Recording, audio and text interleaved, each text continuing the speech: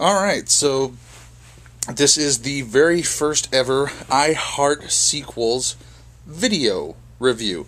And oddly enough, it's not about a sequel. It's about a prequel, which ties back into something I had written about almost 2 years ago when I had first started doing the blog. They had announced Prometheus, which at the time wasn't even called Prometheus. It was the Alien prequel.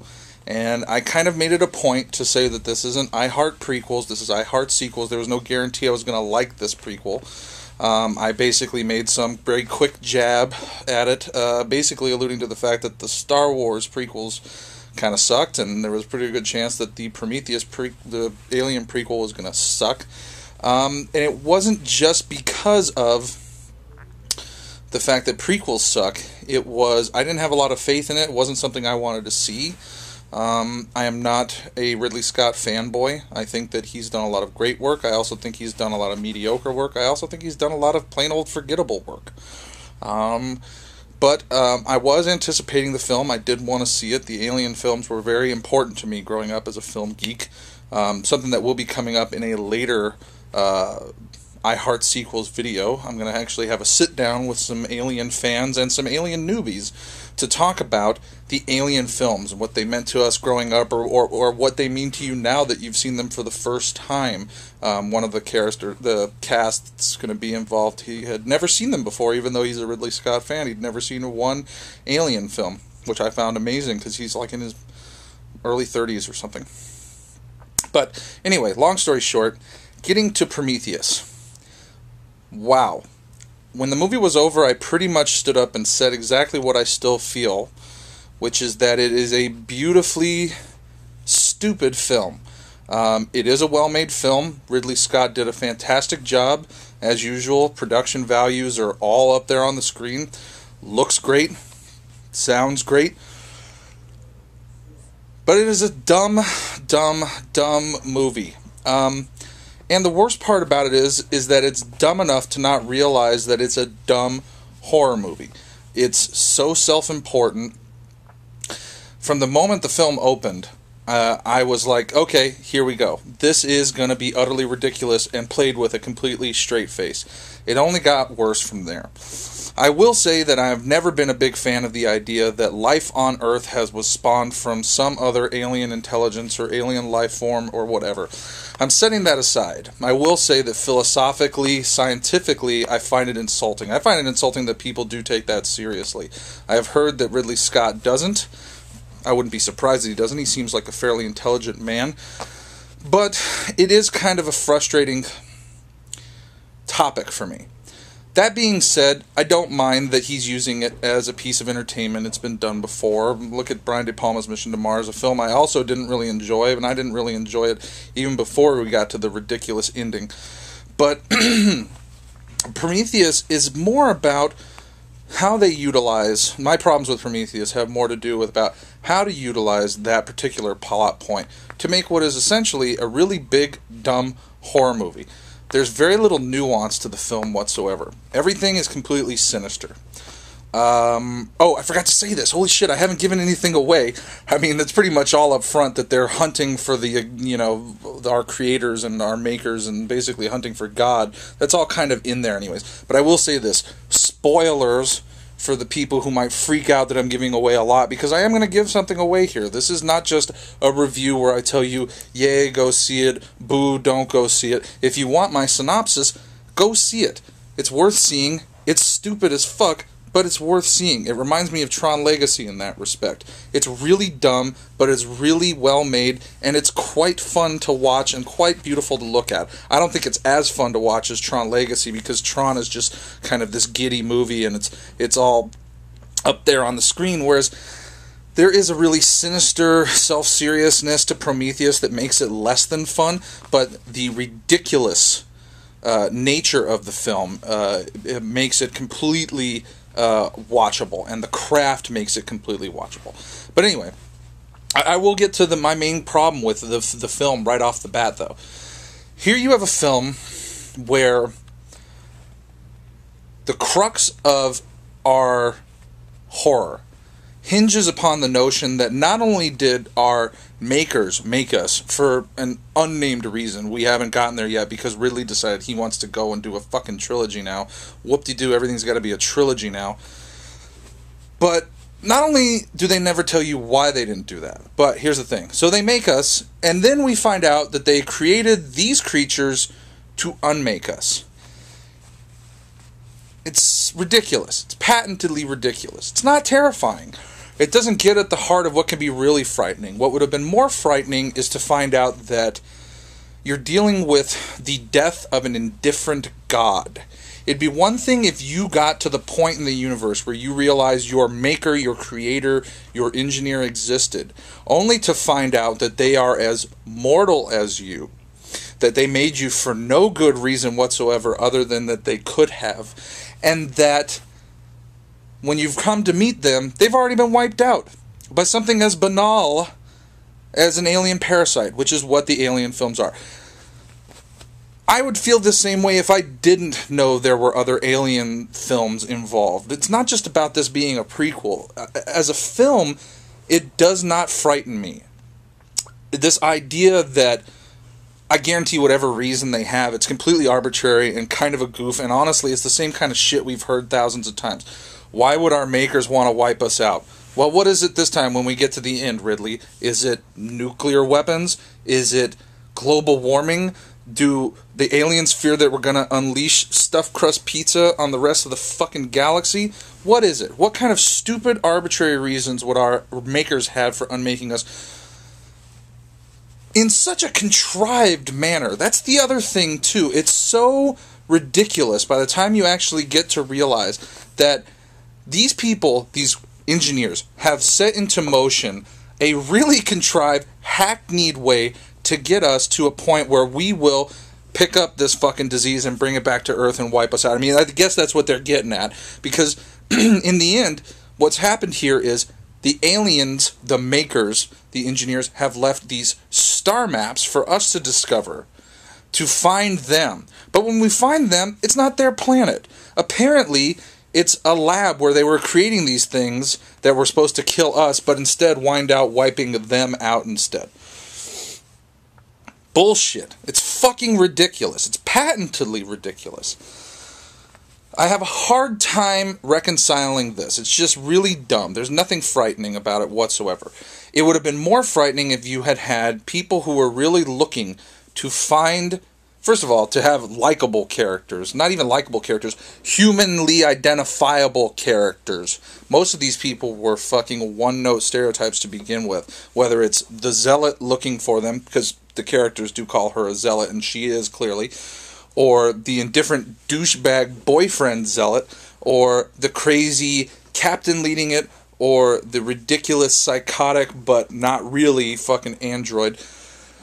It's all really kind of cheesy, but it would have been more frightening to find likable characters, humanly likable and identifiable characters who want to discover where we come from, and then when they get there, not only is there no real rhyme or reason, not only are our makers completely obliterated by something that can easily as easily obliterate us, and our creators are not immortal, but for them to have the terror unleashed upon us.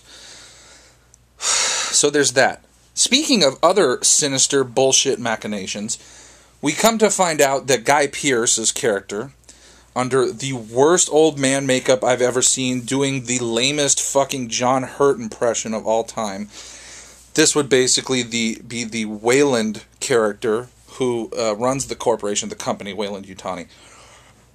That he just wants to live forever.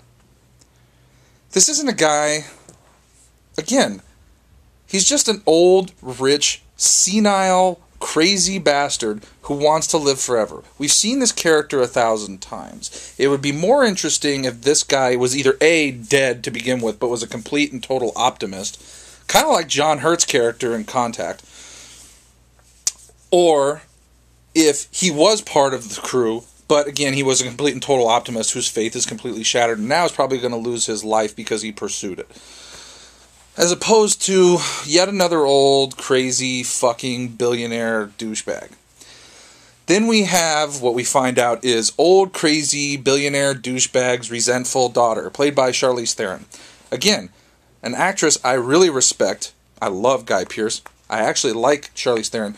But she's so utterly fucking ridiculous in this film. She's so one-note. Everything is a glare and a glower. Her performance is completely ridiculous. The moment when she actually calls Guy Pearce her father, I laughed my ass off in the theater. I thought it was so funny and so ham-fisted. So you got that. Michael Fassbender. I don't know what to think about Michael Fassbender. I watch his performance and it makes me want to watch other performances by other actors who did something much more interesting with that kind of character. A Jude Law in AI. Almost anybody in AI. I was really kind of bored with the notion that this is an android, a synthetic person who had to act like an android or a synthetic person. I didn't really care for his character all that much. I felt like he seems far too sinister for someone who's actually, again, far too sinister for someone who's essentially just a puppet having his strings pulled behind the scenes. And, yeah, there's really not a whole lot going on with Fassbender. Noomi Rapace, I can't remember how to pronounce her name, the woman from the Girl with Dragon Tattoos films, playing the Zealot, also fairly ridiculous, not likable. I can't remember the actor who played her scientist boyfriend, also not likable. And then the rest of the crew is either full of assholes, completely forgettable characters, or the kind of freewheeling, fun-loving kind of, hey, look at me, I'm just another cool fucking space captain character like Idris Elba's, who really has nothing going on other than the fact that he's Idris Elba. It's really frustrating to watch a film take itself so seriously when you know it's just a dumb B horror movie. The character Fifield, who is a geologist who accidentally gets turned into a monster for, I don't know, whatever reason, and then winds up killing people who I don't even fucking recognize. By the time we get to that scene where he's killing people in the hangar, I'm like, oh, there's other people in this fucking crew. Apparently, at the beginning, it said there was 17 people. I can only think of 6, maybe 7 name people, like face value people in the film. So again, stupid monster kills faceless horde.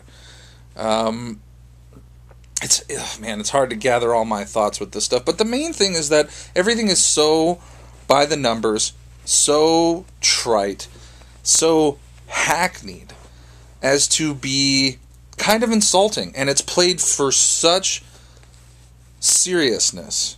There's such a somber, there's such a solemn sort of tone to a lot of these things, that when you get to the moments that are completely patentedly ridiculous horror movie scenarios, like the Fifield character killing off all the people in the hangar bay, or Noomi Rapace's, Ellie Shaw, the character Ellie Shaw, basically performing a cesarean inside the self-surgery pod to get the creature out of her. That whole scene, it's like, I call it showing the shark. You know what I mean? At a certain point, this film is so over the top and so ridiculous. There's no suspense. It's all up there on the screen. It's kind of like seeing the shark every 2 fucking seconds in Jaws the Revenge. It's just like, dude, showing too much. I mean, I'm not necessarily saying that this has to be a film that adheres to the notion of the less you see, the more you're frightened. But it's just so all up there and so fucking ridiculous that it's hard not to laugh about it. I'm trying to collect my thoughts here. This is the first one I've ever done, so please bear with me. But yeah, I mean, it's all pretty goofy, and it's really going to be difficult for me to try to constantly fight off. I could see, based on people's reactions before I saw the film, I saw it on a Sunday, so by Sunday evening I had already heard people raving about it, and I could see by the crowd that people were really into it. But again, it's not a terrible movie. It's well made. It features incredible production design, and there are moments that genuinely work in the film. The creature stuff kind of works, but it's just so stupid and so self-serious that, if I'm not going to give it a rating, I'm not going to give it a thumbs down, thumbs up, whatever, sideways. I'm not giving it an A, B, C, but I will say it's worth seeing in the theater. I'm not going to tell anybody to not go see this film. But I'd like for people to really think about this film and think about the plot, because it seems like that's the one thing that's been escaping people. That this is, for lack of a better word, lack of a better term, it's a fucking multi-million-dollar budgeted B-movie. There's almost no difference between watching this and watching something like The Green Slime. It's that ridiculous. It's that stupid.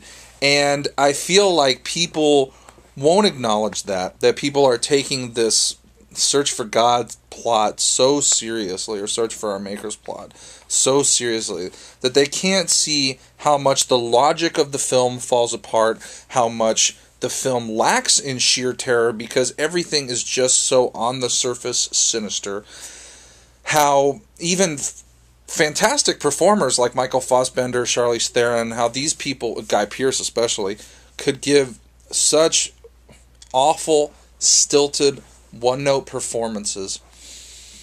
What is it that people value about Prometheus?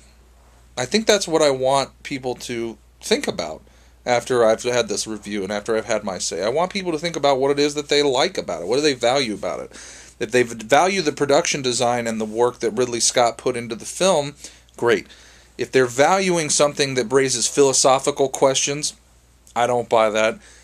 Do they value it as a really serious horror film? No, I don't buy that either. It's not scary. Do they value it as serious science fiction? I can't buy that either. It's just so ridiculous. That opening scene, I couldn't stop giggling inside after that opening scene where the engineer basically dissolves himself into our fucking water system and creates new life out of that. Why do people like this movie? I'd really like to know what it is. Because I keep getting the same old response that I've gotten from a lot of people where it comes to films that I have been critical of, that I thought were well made, but that I thought were genuinely poorly thought out films. And the answer seems to be that it's cool.